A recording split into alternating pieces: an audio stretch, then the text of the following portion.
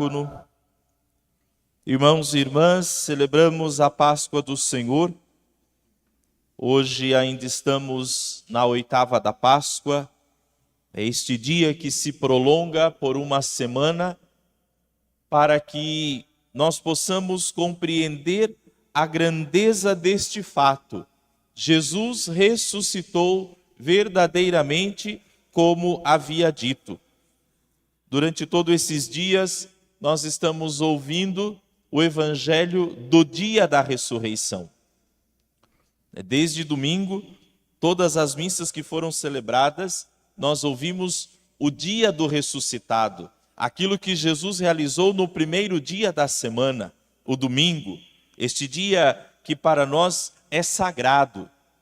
O domingo, ele é sagrado e nós precisamos devolver a sacralidade do dia do Senhor. As pessoas estão se esquecendo do domingo. Tem muita gente que acha que missa de dia de semana substitui missa de domingo, e não substitui. Só é válida para cumprir preceito a missa de dia de semana para aquelas pessoas que de forma alguma podem estar na missa dominical. Porque trabalham o dia inteiro.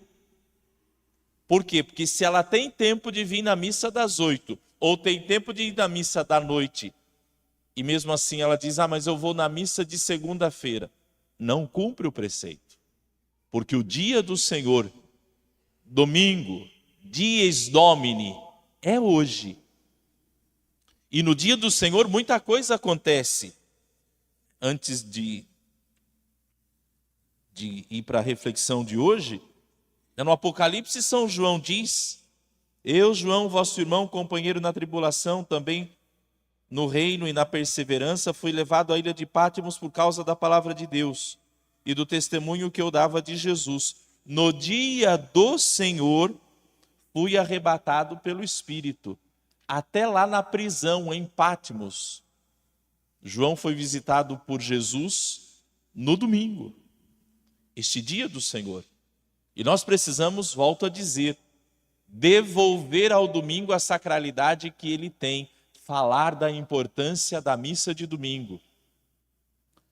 Que, volto a dizer, exceto aqueles que por motivo de trabalho ou de doença não estão na missa, está tudo bem. No demais, só pode ser considerado católico aquele que vem à missa todo domingo. Caso contrário, é só de IBGE. E agora é a época que mais aparece os católicos, né? Rede social está cheia de gente dando palpite quem deve ser o Papa. Nem na missa vem, né? Faz anos que não confessa, meses que não comunga. Porque o Papa tem que ser assim, o Papa tem que ser assado, né? Vamos cuidar da nossa vida, que da igreja o Espírito Santo cuida, né? Deixa a igreja sob os cuidados do Espírito Santo. Ela só existe há 2000 anos porque é o Espírito Santo que cuida dela.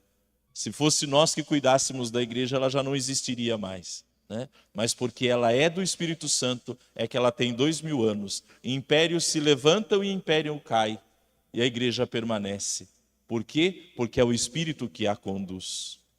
Deixemos o Espírito Santo. Os cardeais irão ser movidos pelo Espírito para que alguém ocupe a cátedra de Pedro. Nós não vamos eleger um substituto de Francisco. Nós vamos eleger um substituto de Pedro. O Papa, ele é sucessor de Pedro. Ele não é sucessor do seu antecessor. Deixemos o Espírito Santo conduzir. Deixemos a graça de Deus acontecer. Porque a igreja é a esposa de Cristo. Mas neste domingo, chamado domingo in albis, domingo da candura, domingo da veste branca. Por quê? Porque aqueles que foram batizados na Páscoa, no sábado santo, eles teriam que ficar a semana inteira com a roupa branca que eles receberam no dia da Páscoa, sem manchar, sem sujar. E neste segundo domingo da Páscoa, eles tinham que se apresentar à comunidade com aquela veste branca. E aí então, a partir de hoje, eles poderiam voltar a se vestir com outras roupas.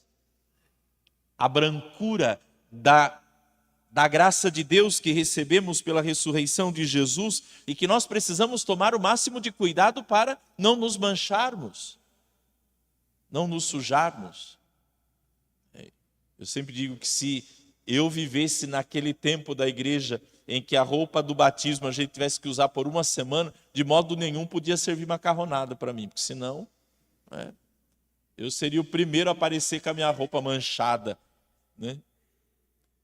Mas não é a mancha do molho de tomate ou a mancha de outras coisas, mas do pecado que nos suja, do pecado que deteriora a nossa alma. A candez da nossa alma, ela é manchada pelo pecado. E é a graça de Deus que nos purifica, é a graça de Deus quem nos lava. No entanto, que a grande ordem de Jesus para os discípulos no dia da ressurreição, qual é? Soprou sobre eles o Espírito Santo, dizendo: a quem perdoardes os pecados, eles serão perdoados. Então Cristo concedeu aos apóstolos, concedeu à sua igreja este grande dom. Não é um poder, que perdoar pecado não é poder, é dom, é graça. Por quê? Porque não é o padre quem faz, é Cristo quem faz.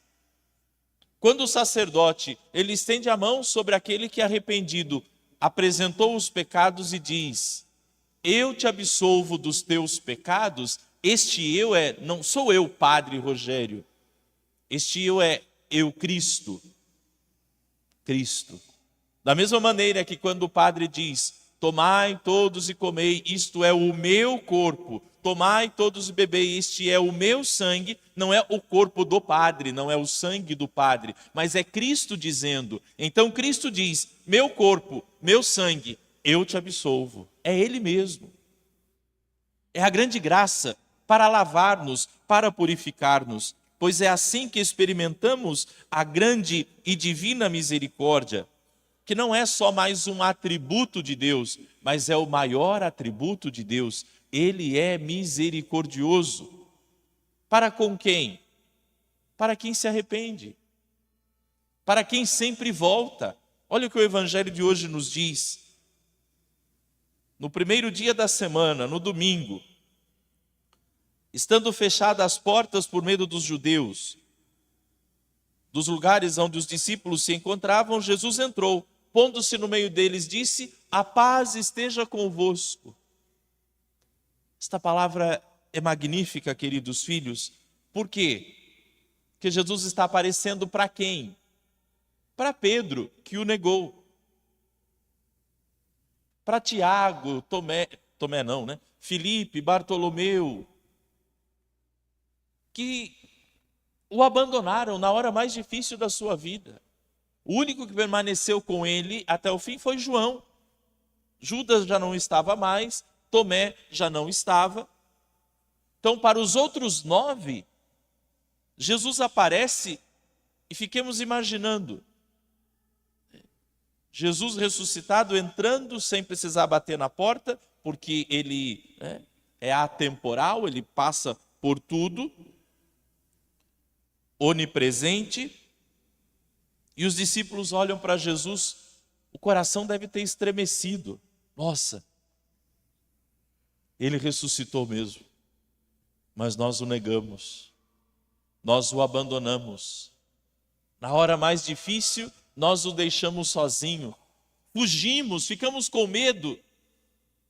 E qual é a primeira palavra de Jesus? Fique em paz, está tudo certo. Está tudo certo. Eu os amava antes da cruz. Eu os amei na cruz. E eu continuo amando-os depois da cruz. Fica em paz. A paz esteja convosco. Não se perturbe. Não se deixe levar por este sentimento. Queridos, olhando para esta palavra, como nós tratamos as pessoas quando elas fazem algo que a gente não gosta? Que atitude temos para com as pessoas quando elas agem de maneira como nós não esperamos? Nós levamos paz para as pessoas, mesmo quando elas tramaram guerra contra nós? Bem-aventurados os pacificadores, disse nosso Senhor no Sermão da Montanha. Ou seja, aquele que leva paz aos corações mais inquietos. Ou seja, ser o primeiro a dar o passo na direção de um relacionamento mais tranquilo, mais ameno, mais sereno. Quem sabe hoje a palavra de Deus seja para você que gosta de inflamar as coisas, que às vezes gosta de andar com uma bolsinha de querosene,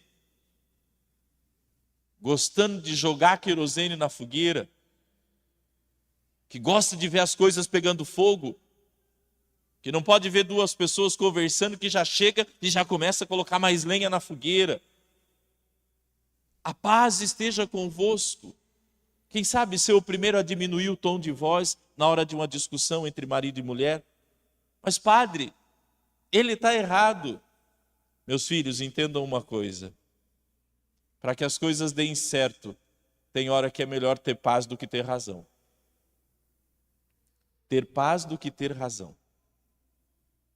Ser o primeiro a abaixar o tom de voz.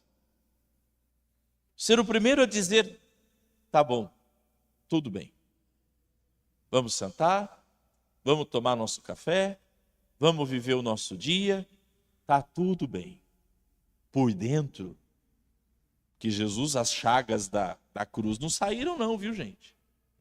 Ele mostrou a mão, o lado, os pés, a chaga está aqui. Mas o meu coração com você está em paz. O que vocês fizeram comigo está marcado na minha mão. Mas o que eu sinto por vocês é maior do que a chaga que vocês fizeram em mim. Isso é misericórdia. Isso é misericórdia. O que eu sinto é maior do que aquilo que você fez comigo. Jesus hoje aparece aqui para dizer para mim e para você que talvez tenhamos feito coisas do arco da velha, como se diz, ao longo da semana que passou. Mas o ressuscitado vem aqui hoje com suas chagas para dizer, a paz esteja convosco. A paz esteja convosco. Não perca a paz. Eu os amo. Mas Jesus, eu não rezei nada essa semana. Sim, a chaga está aqui, eu vi. Mas eu te amo mesmo assim. Mas Jesus, eu te neguei porque começaram a falar sobre Páscoa, sobre ressurreição, sobre missa, e eu concordei. Falaram até mal do Papa, pobre que morreu essa semana, e eu até mesmo endossei a maldade que falaram. Jesus, eu sei. Mas está tudo bem. A paz esteja contigo. Fica em paz. Fica em paz. Mas Jesus, eu não estava aqui a semana passada. Porque eu fui viajar. Nossa, e depois fiquei com peso de consciência, que o padre falou que viajar na Páscoa. Meu Deus, Tomé também não estava. Tomé também não estava. E sabe o que aconteceu? Jesus voltou de novo para dizer, Tomé, a paz esteja contigo também. Está tudo bem, vamos começar de novo. Vamos fazer a partir de agora. Isso é misericórdia.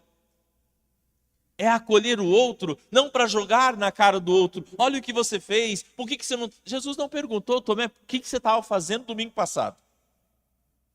Onde você estava? Jesus, fui para a praia. E aí Jesus diz, mas hoje é outro domingo, né, Tomé? Que bom que você está aqui, que bom que você veio. E mostrou-lhes as mãos e o lado e disse, Tomé, coloca o dedo aqui. Tomé enxergou Jesus por dentro, para poder dizer, meu Senhor e meu Deus, eu não vou te trocar mais. Meu Senhor e meu Deus, eu não vou te abandonar mais. Meu Senhor e meu Deus, eu não vou sair mais daqui. Toda vez que o Senhor vier, eu vou estar aqui, porque por mim o Senhor voltou, por mim o Senhor ressuscitou, o Senhor não desistiu de mim. Os apóstolos tinham contado tudo para Tomé, e ele não tinha acreditado. Ele não tinha acreditado. Eles tinham visto Jesus, olha, estava aqui mesmo, era ele, nós vimos as mãos, nós vimos os pés. Ele disse: não, mas eu não acredito nisso. Não é possível. Jesus aparece e diz: viu, Tomé, como é possível? Esta fé que hoje nós somos chamados a professar, neste Jesus misericordioso, nesse que não nos abandona, não nos abandona. João, na segunda leitura, como eu já li aqui para vocês, por causa do nome de Jesus, por conta de pregar o nome de Jesus, ele foi preso. Na ilha de Patmos. Adivinha onde Jesus foi atrás de João? Lá na prisão. Porque Jesus não esquece, Jesus não abandona, ele está constantemente vindo ao nosso encontro para nos libertar daquilo que nos aprisiona, para nos ajudar a levantar das nossas quedas, para nos fazer entender que nós não estamos sozinhos, não estamos. Eu já contei algumas vezes e vou repetir para encerrar essa meditação de hoje, a história daquela criança que vivia numa família bem desestruturada, para não dizer totalmente longe de qualquer princípio moral e cristão. Tinha um menino com seus 6 anos de idade e os pais eram usuários de droga. E num certo dia, aquela criança que tinha crescido vendo tudo de errado que podia, nunca ouviu falar de Deus e nada. Num excesso de fúria, o pai daquela criança matou a sua companheira e depois tirou a própria vida na frente do filho. E aquela criança foi levada para um abrigo, passou por todo o acompanhamento, entrou na fila para ser adotada, e uma família muito católica estava na fila da adoção. E de repente chegou a vez deles, e era aquele menino. A assistência social do lar chamou o casal e disse assim: olha, na entrevista a gente percebia que vocês têm uma vida muito religiosa, então eu vou ter que expor alguma coisa para você dessa criança. Ele nem sabe quem é Deus. Ele nunca ouviu falar de Deus. A família que ele tinha, Deus nunca teve lugar lá. Então vocês vão ter que ter paciência com ele. Não queiram exigir dele nada, porque ele não sabe, ele não conhece. E o casal disse: tudo bem, nós vamos ter paciência. Pegaram o menino, não sabiam como lidar mais ou menos com isso, procuraram a paróquia e colocaram a criança na catequese infantil. Chamaram a catequista e disseram: catequista, esse é o nosso filho. Ele chegou para a gente faz pouco tempo. A história dele é assim, assado. Tenha paciência com ele. Ele nem sabe quem é Deus, nem sabe que Deus existe. E a catequista ficou pensando: o que eu vou fazer? E a graça de Deus deu uma inspiração para ela. Ela colocou todos os coleguinhas da catequese sentados em círculo, colocou uma cadeira no meio, com um quadro coberto com um pano. E começou a falar para as crianças: se apresentem. E todo mundo se apresentou, e o menino também. Quantos anos você tem? E todos falaram e tudo. E aí de repente ela disse: só que tem mais uma pessoa aqui hoje que vai participar do nosso encontro. E nós vamos dar as boas-vindas para ele também. E ela descobriu o quadro de Jesus misericordioso que estava naquela cadeira. E disse: quem conhece este coleguinha? E todas as crianças: eu conheço, eu sei quem ele é, inclusive o menino. Inclusive o menino. Mas criança é assim mesmo. Se um levanta a mão, todos levantam. Se um fala, todos falam. E a professora disse assim: vocês conhecem ele? E todos disseram: sim, nós conhecemos. E ela apontou direto para o menino e disse assim: você conhece ele? Sim, eu conheço ele. Quem é ele? E o menino disse: eu não sei o nome dele. Mas no dia que o meu pai matou a minha mãe, e eu vi ele morrendo, esse homem estava lá em casa, segurando a minha mão. E ele disse para que eu ficasse bem, porque ele não ia me abandonar. Essa é a misericórdia. É esse Jesus misericordioso, que nos visita o tempo todo, que vai ao nosso encontro a todo instante, que não nos abandona, que nas horas difíceis, como a de Tomé, porque ninguém mais estava conseguindo olhar para ele, porque ele duvidava de todo mundo. Jesus chega e pega a mão de Tomé e coloca no coração dele para dizer: Tomé, está tudo bem, está tudo bem. Meu filho, minha filha, entenda uma coisa: a misericórdia de Deus, ela vem ao meu encontro e ao seu encontro para dizer: acalma o seu coração, a paz esteja contigo, está tudo bem. Mas Jesus, a minha vida foi assim, Jesus, a minha vida foi assado. E ele diz: calma, calma, não me explique, não me explique. Me deixa segurar a sua mão e vamos, fica em paz. Porque até mesmo as portas trancadas, para mim, não são obstáculo. Tudo na sua vida eu conheço. Até mesmo aquilo que você trancou de tudo e de todos, eu entro e vejo. Mas eu não vejo para te julgar ou para te condenar. Até mesmo aquilo que você tem vergonha de me falar, eu conheço para te perdoar. Porque essa é a minha misericórdia. Eu não te trato como exigem as tuas faltas, mas eu te trato com o amor que tenho. Queridos filhos, quantas vezes eu disse isso aqui? Cada um dá o que tem, né? Cada um dá aquilo que tem. Hoje Jesus vem nos dizer que o que ele tem é amor. Sempre amor. Um amor que perdoa. Um amor que é misericordioso. Um amor que perdoa tudo. Repetiu tantas vezes Santo Padre, o Papa Francisco, que perdoa tudo. Deus não se cansa de perdoar, dizia ele. Aproximemo-nos da misericórdia, deixemo-nos guiar, porque até mesmo quando nós não o conhecíamos ainda, ele já fazia parte da nossa vida e segurava a nossa mão.